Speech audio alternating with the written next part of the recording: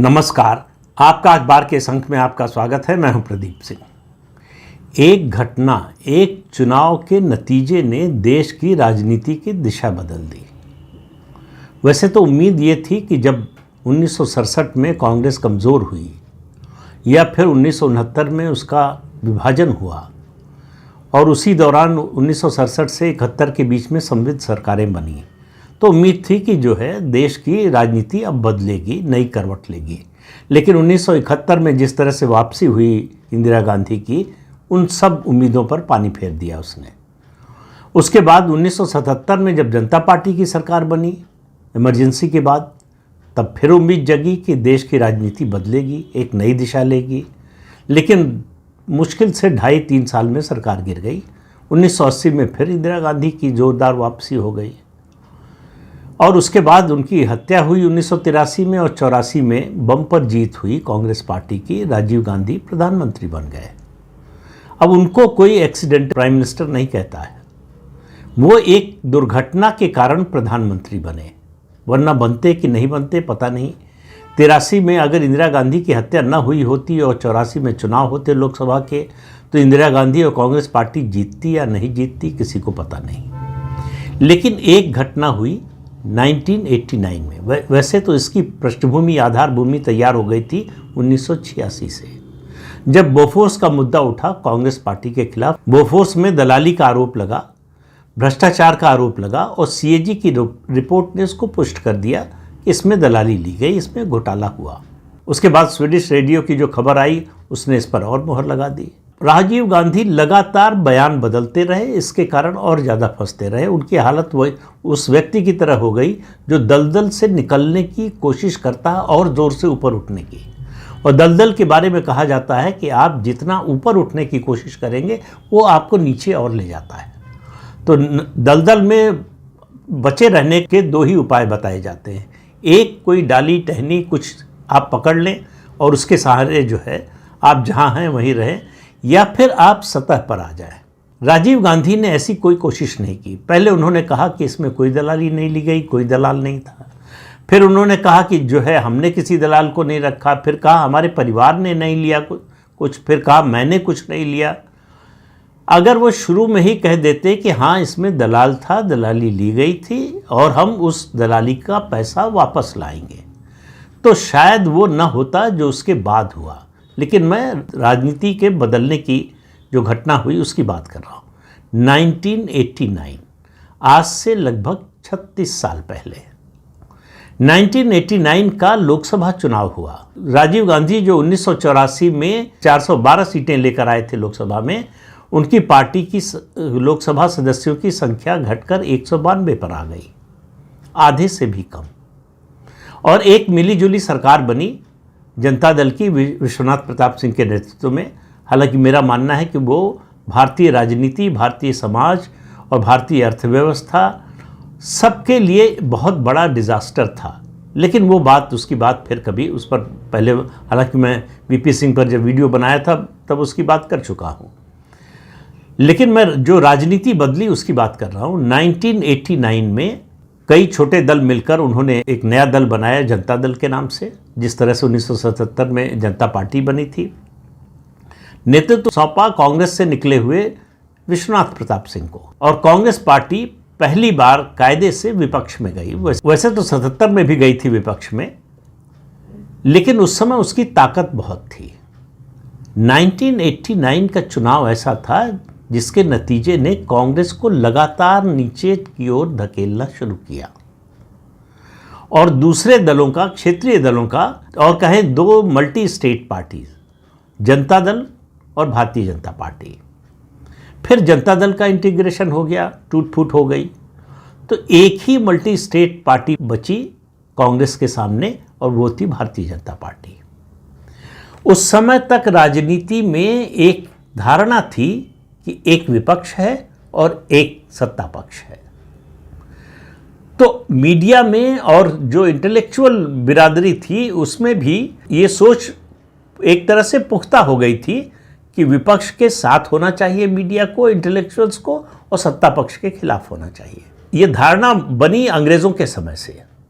अंग्रेज़ बाहर से आए थे, आक्रमण किया, कब्जा किया, लूटा इस देश को, उनके खिलाफ होना, उनकी सत्ता के खिलाफ होना एक बात थी, और उनका विरोध करने वाले, उनको यहाँ से उखाड़ने की कोशिश करने वाले, यहाँ से भगाने की कोशिश करने वाले, उनका समर्थन करना अलग मामला था। उसकी आज की परिस्थितियों से तुलना नहीं की जा सकती। वो एक आज़ादी का आंदोलन था, स्वतंत्रता का आंदोलन था, एक बाहरी शक्ति को अपने देश से उखाड़ने का, बाहर भेजने का आंदोलन था, जिसमें कोई पार्टी, जाति, धर्म, इसका कोई ज़्यादा मतलब नहीं था। हालांकि देश का विभाजन धर्म के आधार पर ही हुआ, मजहब के आधार पर ही हुआ, लेकिन उसकी भी बात फिर कभी। आज बात केवल मैं कह रहा हूं जो राजनीति बदली। 1989 में कांग्रेस की हार और उसका जो फलित हुआ, उसके बाद जो उसका परिणाम निकला कि अलग अलग प्रदेशों में अलग अलग क्षेत्रीय दलों की ताकत बढ़ने लगी, ताकतवर हो गए, ताकतवर हुए, सत्ता में आने लगे। अब आप उठाकर देख लीजिए, वैसे तो दक्षिण में आप कहें तो पहले से ही डीएमके और एआईडीएमके दो क्षेत्रीय दल थे, लेकिन दूसरे राज्यों में, खास तौर से मैं उत्तर, पश्चिम और पूरब की बात करूं, यहाँ पर जनता दल के अवशेष जो बचे, जैसे बिहार में जेडीयू और आरजेडी, उड़ीसा में बीजू जनता दल, हरियाणा में ओम प्रकाश चौटाला की पार्टी आईएनएलडी, अजीत सिंह की पार्टी, और उसके अलावा अलग अलग राज्यों में क्षेत्रीय दलों का दबदबा होने लगा, वो सत्ता में आने लगे। उत्तर प्रदेश में समाजवादी पार्टी, बहुजन समाज पार्टी, इस तरह से आप अलग अलग प्रदेशों को देखेंगे। हालांकि शरद पवार देर से आए, 99 में आए, कांग्रेस से अलग होकर अलग पार्टी बनाई, और उससे एक साल पहले जो है 98 में ममता बनर्जी निकली कांग्रेस से और उन्होंने अलग पार्टी बनाई। इस तरह से क्षेत्रीय दलों का उभार, मेरा मानना है कि सबसे बड़ा इन्फ्लेक्शन पॉइंट था, प्रस्थान बिंदु था भारत की राजनीति में, जिसने एक बहुत बड़े भेद को मिटा दिया, और वो भेद था सत्ता पक्ष और विपक्ष। अब सत्ता पक्ष और विपक्ष में कोई अंतर नहीं रह गया। तभी तक अंतर था जब कांग्रेस पार्टी वर्चस्ववादी पार्टी थी, उसका पूरे देश में राज था। एक दो राज्यों को, दो तीन राज्यों को छोड़ दें अगर, खासतौर से जो कम्युनिस्ट प्रभावित राज्य थे, पश्चिम बंगाल हो या केरल हो, त्रिपुरा हो, और दक्षिण में द्रविड़ पार्टियां जो 67 से लगातार सत्ता में हैं। ये सत्ता पक्ष और विपक्ष का जो अंतर था, 1989 के लोकसभा चुनाव के नतीजे ने उसके खात्मे की शुरुआत कर दी। आज परिस्थिति ये है कि केंद्र में भारतीय जनता पार्टी की सरकार है और ज़्यादातर राज्यों में भी सरकार है, लेकिन आप ये नहीं कह सकते पूरी तरह से कि वो उसी तरह से सत्तारूढ़ दल है जैसे कांग्रेस हुआ करती थी। और आज कोई ऐसा विपक्षी दल नहीं है जो सत्ता में न हो या न रह चुका हो। तो सत्ता का स्वाद सब चख चुके हैं, सब सत्तारूढ़ दल हो चुके हैं, सब विपक्षी दल भी हो चुके हैं। तो ये जो एकदम क्लियर डिमार्केशन था सत्ता पक्ष और विपक्ष में, वो अंतर खत्म हो गया।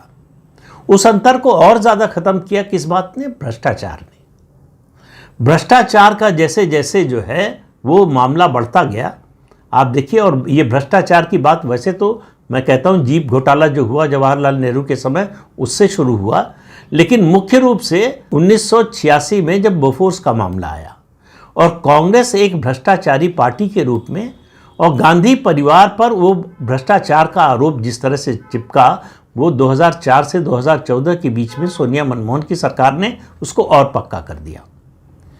तो अब कांग्रेस पार्टी जो 55-60 साल सत्ता में रह चुकी है, वो विपक्षी पार्टी होने का दावा कैसे कर सकती है?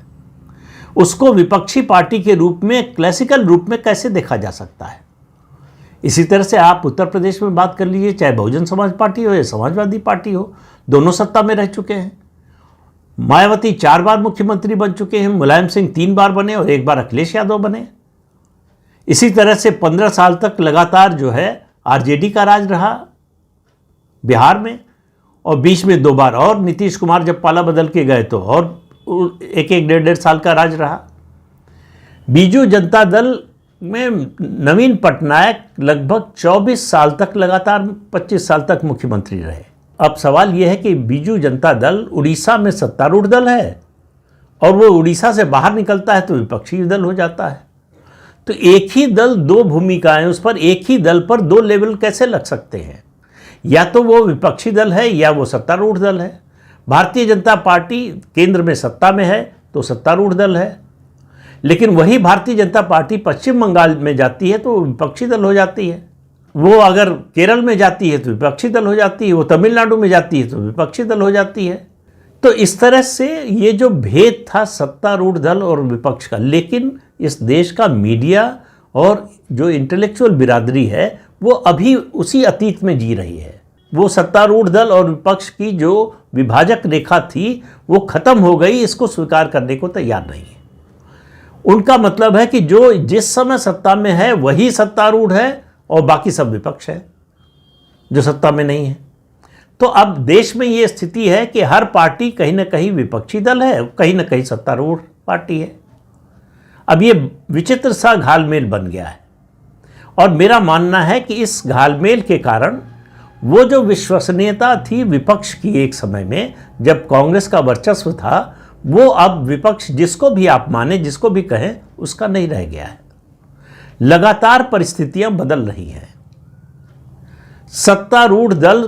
सत्तारूढ़ दल पूरी तरह से नहीं है, विपक्ष पूरी तरह से विपक्ष नहीं है, दोनों में मिलावट है। तो राजनीति में ये जो मिलावट का खेल चल रहा है ये अभी चलने वाला है।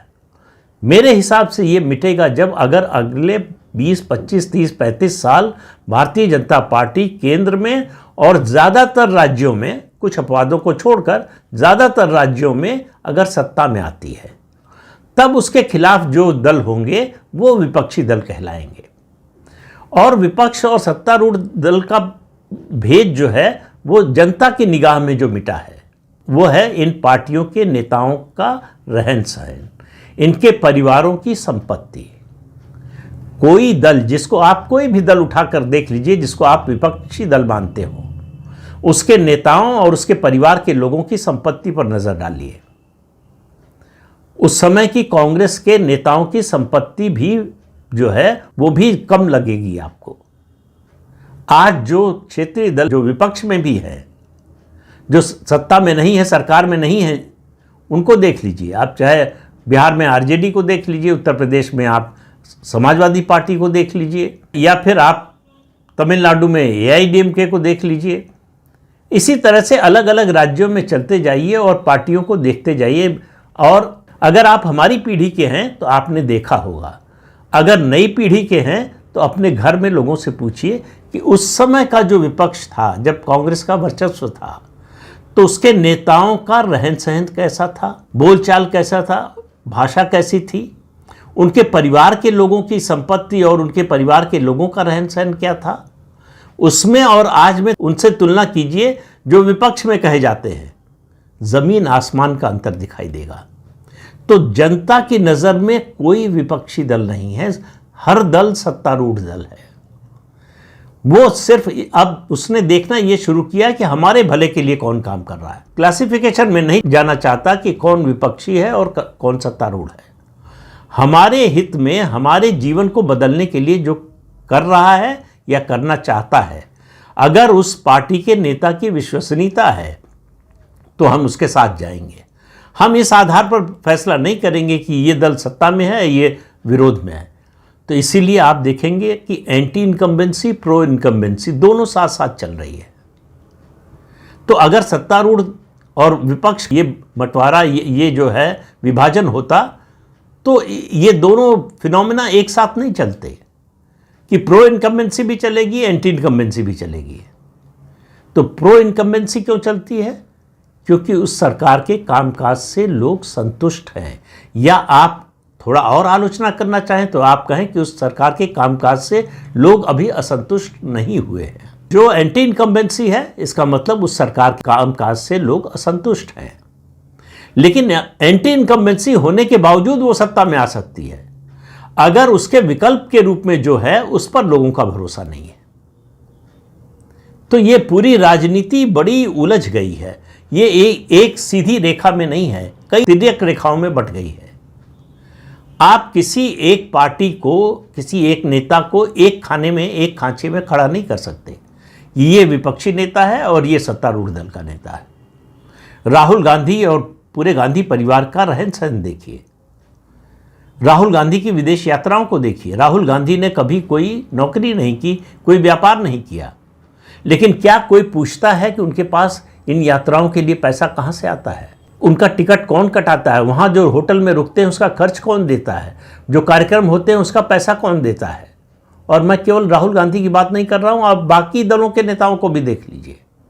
विदेश जाना दूसरे मोहल्ले में या दूसरे शहर में जाने जैसा हो गया है नेताओं के लिए, जो भी राजनीतिक दलों के नेता हैं। और किसका कहाँ मॉल बना है, किसका होटल बना है, किसने कहाँ जो है आइलैंड खरीद लिया है, ये सब चर्चाएं लगातार होती रहती हैं, लेकिन इससे कोई फर्क नहीं पड़ता। कनाडा में या जो जितने भी टैक्स हेवन हैं उसमें कितने नेताओं का पैसा है ये बताना मुश्किल है। तो संपत्ति के हिसाब से देखिए, रहन सहन के हिसाब से देखिए, सत्ता में कभी रहे या नहीं रहे, या हैं या नहीं हैं, इसके हिसाब से देखिए, तो ये अंतर खत्म हो चुका है। तो इसलिए आलोचना या प्रशंसा इस आधार पर होनी चाहिए, मेरी नज़र में। आप असहमत हो सकते हैं कि कौन कैसा काम कर रहा है, और बहुत बार मेरा मानना है आम जीवन में भी, हमारे आपके व्यक्तिगत जीवन में भी, हमेशा चुनाव अच्छे और बुरे के बीच में नहीं होता है। अक्सर चुनाव बुरे और कम बुरे के बीच में होता है। तो इसलिए जिस देश का मतदाता जितनी बारीकी से इस बात को समझता है, पढ़े लिखे लोग नहीं समझ पाते हैं।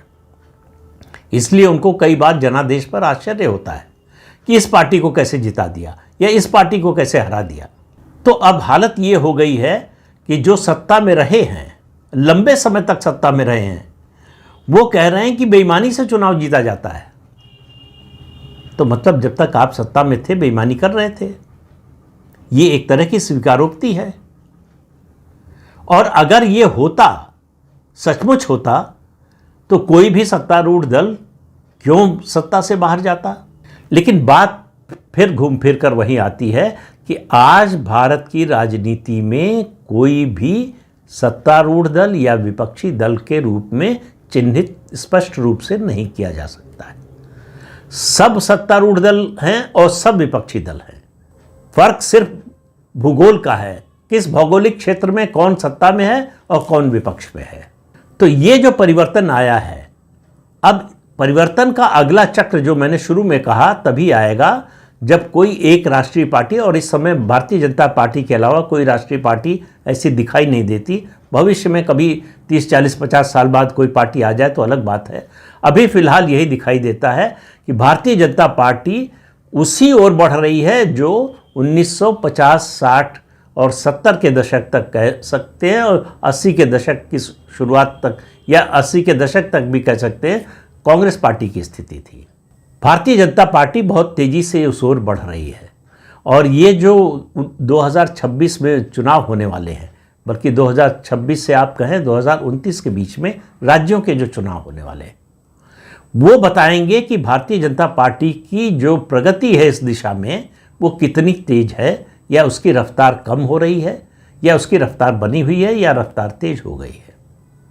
2029 भारतीय जनता पार्टी केंद्र में फिर सरकार बनाएगी। इसमें कम से कम आज की तारीख में जो परिस्थिति है उसको देखते हुए कोई शंका नहीं।